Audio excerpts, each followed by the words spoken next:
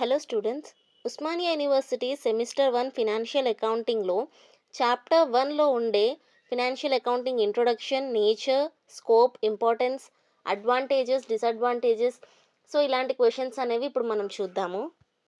మన first question వచ్చేసి what is accounting. ఇది మ్యాక్సిమం షార్ట్ ఆన్సర్స్కి అడుగుతారు అండ్ మీకు లాంగ్ ఆన్సర్స్కి అడిగినప్పుడు కూడా మీరు ఇంట్రొడక్షన్ లాగా రాయొచ్చు అనమాట. అకౌంటింగ్ అంటే ఏంటి? మనం ఏదైతే బిజినెస్ ట్రాన్సాక్షన్ని రికార్డ్ చేసి ప్లస్ దాన్ని డివైడ్ చేసి దాని గురించి ఒక రిపోర్ట్ ప్రిపేర్ చేసి మనం దానికి అంటే బిజినెస్ ఫినాన్షియల్ పొజిషన్ ఎలా ఉందో తెలుసుకోవడానికి చేసే ప్రాసెస్ని మనం అకౌంటింగ్ అంటాము. అకౌంటింగ్ ఎన్ని విధాలుగా చేస్తాం మనము?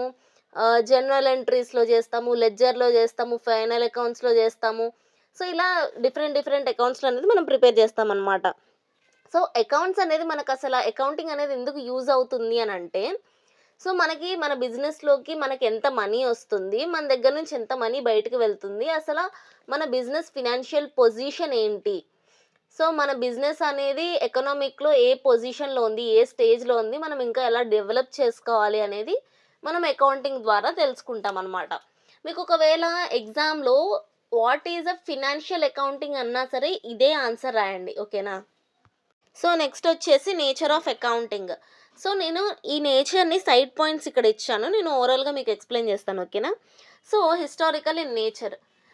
ఈ అకౌంటింగ్ అనేది మనకేం చేస్తుందంటే, మనకి ఎప్పుడైనా మనం ప్రీవియస్గా ఎంటర్ చేసిన డేటాని, ప్రీవియస్గా చేసిన ట్రాన్సాక్షన్స్ని ఈ అకౌంటింగ్ అనేది మనకి చూపిస్తుంది అనమాట, ఎప్పుడు కావాలంటే అప్పుడు. External reporting. మనం ఎక్స్టర్నల్గా ఏదైనా ఇప్పుడు ప్రైమరీ డేటా, సెకండరీ డేటా అని డివైడ్ చేసుకుంటాం కదా, వాటిని మనము అన్నిటివి మనం రిపోర్ట్ అనేది చేసుకోవచ్చు, ఒక రిపోర్ట్ లాగా ప్రిపేర్ చేసుకోవచ్చు. Next standardised. ఇది స్టాండర్డ్గా ఉంటుందన్నమాట మనకి అకౌంటింగ్ అనేది. Next quantitative. ఇది వచ్చేసి బిజినెస్ ట్రాన్సాక్షన్స్, బిజినెస్ పొజిషన్ గురించి మనకి చెప్తుందన్నమాట. ఆబ్జెక్టివ్. దీని మెయిన్ గోల్ ఏంటి? Financial position of a business. మనము ఒక బిజినెస్లో ఇన్వెస్ట్ చేయాలనుకుంటున్నాము, నేను ఒక ఇన్వెస్టర్ని, నేను ఇన్వెస్ట్ చేయాలనుకుంటున్నాను అని అన్నప్పుడు అసలు ఆ బిజినెస్ పొజిషన్ ఏంటి, వాళ్ళు ఎన్ని ఇయర్స్గా ఎలా ఉంది, వాటి పొజిషన్ ఫినాన్షియల్గా స్టేబుల్గా ఉందా లేదా అనేది మనకు తెలియాలంటే ఏం చేయాలి? మనం అనేది అకౌంట్స్ అనేవి ప్రిపేర్ చేసుకోవాలి బిజినెస్ అనేది. అది ఈ నేచర్ ప్రొవైడ్ చేస్తుంది అనమాట. Scope of accounting. ఫస్ట్ వచ్చేసి ఫినాన్షియల్ అకౌంటింగ్. ఫినాన్షియల్ అకౌంటింగ్ ఏం చేస్తుందంటే బిజినెస్ యొక్క పొజిషన్, ఫినాన్షియల్ పొజిషన్ ఎలా ఉంది అనేది చెప్తుందన్నమాట. అంటే ఇది ప్రాఫిట్స్లో నడుస్తుందా, లాసెస్లో నడుస్తుందా అనేది చెప్తుంది. ఎలా చెప్తుంది? దాని ప్రాఫిట్ అండ్ లాసెస్ అకౌంట్స్ కానివ్వండి, దాని బ్యాలెన్స్ షీట్ని బట్టి దాని పొజిషన్ ఏంటి అనేది చెప్తుంది. Next management costing. ఈ మేనేజ్మెంట్ కాస్టింగ్ ఏం చేస్తుందంటే, ఇది ప్రిపేర్ చేయడం వల్ల మేనేజర్స్కి ఇప్పుడు కొత్త ప్రాజెక్ట్ వచ్చింది, ఇప్పుడు ఉన్న మన ప్రాఫిట్లో నుంచి ఈ ప్రాజెక్ట్కి ఎంత పెట్టుకోగలము అనే డెసిషన్ తీసుకోవడానికి మేనేజ్మెంట్ కాస్టింగ్ అనేది ఉపయోగపడుతుంది అనమాట. Next cost accounting. Cost accounting అంటే ఇప్పుడు మనం బిజినెస్ పెట్టినప్పుడు ఒక ప్రోడక్ట్ అనేది మ్యానుఫ్యాక్చర్ చేస్తాము, ఆ ప్రోడక్ట్కి ఎంతైతే ఖర్చు అయిందో ప్రొడక్షన్ నుంచి దాన్ని సెల్ చేసేదాకా ఆ సెల్లింగ్ ఎక్స్పెన్సెస్ వరకు ఎంతైతే ఖర్చులు వచ్చాయో ఆ ఖర్చులన్నిటిని ప్రిపేర్ చేసేది కాస్ట్ అకౌంటింగ్ అనమాట. దానివల్ల ఏంటి ఉపయోగం అంటే, దానివల్ల మనం ఎంత ఖర్చు పెడుతున్నాము, మన బడ్జెట్ ఎంత, మనం ఎంత ఖర్చు పెడుతున్నాము అనేది మనకు తెలుస్తుంది. Next auditing. ఈ ఆడిటింగ్ ఎందుకు యూజ్ చేస్తారు అంటే, ఇప్పుడు మనము అకౌంట్స్ అన్నీ ప్రిపేర్ చేసేసాము, ప్రిపేర్ చేశాక వాటిని ఒకసారి మళ్ళీ రివైజ్ చేయడానికి, రివ్యూ చేయడానికి మనము ఈ ఆడిటింగ్ అనేది యూజ్ చేస్తామన్నమాట. Next taxation. ఈ అకౌంట్స్ అనేది ప్రిపేర్ చేయడం వల్ల నీ బిజినెస్ పొజిషన్ తెలుస్తుంది కదా, దాని ద్వారా గవర్నమెంట్ అనేది నీ బిజినెస్కి ఒక ట్యాక్స్ అనేది ఇస్తుంది, ఓకేనా? మీరు ఒకవేళ ఈ అకౌంట్స్ అనేది ప్రిపేర్ చేసినప్పుడు మీకు ఎక్కువ ప్రాఫిట్స్ వచ్చాయనుకోండి, దాని మీద ట్యాక్స్ ఇస్తుంది. అదే తక్కువ ప్రాఫిట్స్ వచ్చాయనుకోండి, తక్కువ ట్యాక్స్ అనేది ప్రొవైడ్ చేస్తుంది అనమాట గవర్నమెంట్. ఇలా దీని స్కోప్ అనేది ఉంది. ఈ అకౌంటింగ్ ఇంపార్టెన్స్ ఏమేమి ఉన్నాయో చూద్దాం ఇప్పుడు. Financial decision making.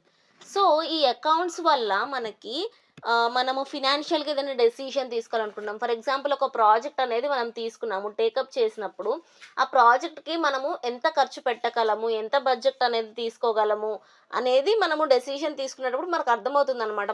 మన బిజినెస్ పొజిషన్ ఇది. సో మనం ఈ ప్రాజెక్ట్కి ఇంతవరకు పెట్టగలుగుతాము అనేది మనకు తెలుస్తుంది. So next financial tracking. ఈ ఫినాన్షియల్ ట్రాకింగ్ వల్ల ఏంటి ఉపయోగం అంటే మన బిజినెస్ యొక్క ఇన్కమ్ ఎంత ఉంది, లయబిలిటీస్ ఎన్ని ఉన్నాయి, అండ్ వాటి వల్ల మనకు వచ్చే ప్రాఫిట్స్ ఏంటి, లాసెస్ ఏంటి అనేది తెలుస్తుంది.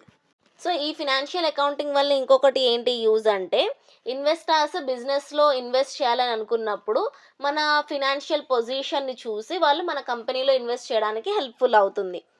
Next tax preparation.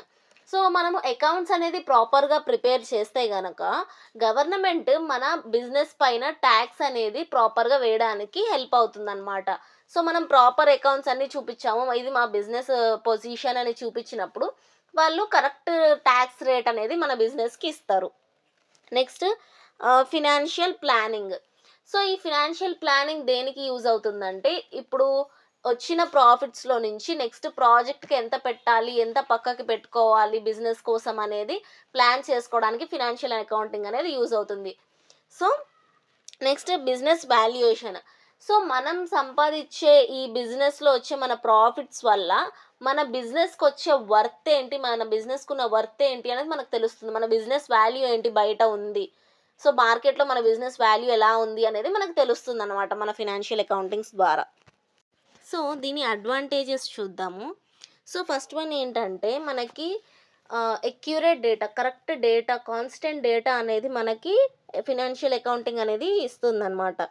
సో మనము బిజినెస్ గురించి, ఒక ప్రాజెక్ట్ గురించి ఏదైనా ప్లాన్ వేయాలి, బిజినెస్ పొజిషన్ ఇంప్రూవ్ చేసుకోవడానికి ఏదైనా స్టాండర్డ్స్ కానీ ప్లాన్స్ కానీ తీసుకోవాలి అని అనుకున్నప్పుడు కూడా ఈ ఫినాన్షియల్ అకౌంటింగ్ అనేది మనకి హెల్ప్ చేస్తుంది. సో అదొక అడ్వాంటేజ్.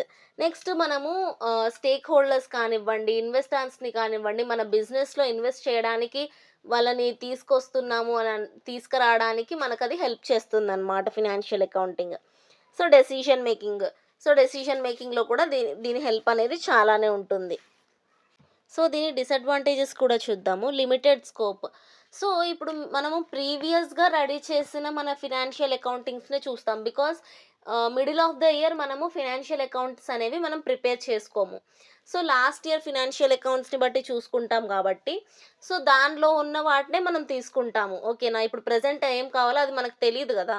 సో లాస్ట్ ఇయర్ దాన్ని చూసుకుంటాం కాబట్టి లిమిటెడ్ స్కోప్ అనేది మనకు ఉంటుంది. So historical data.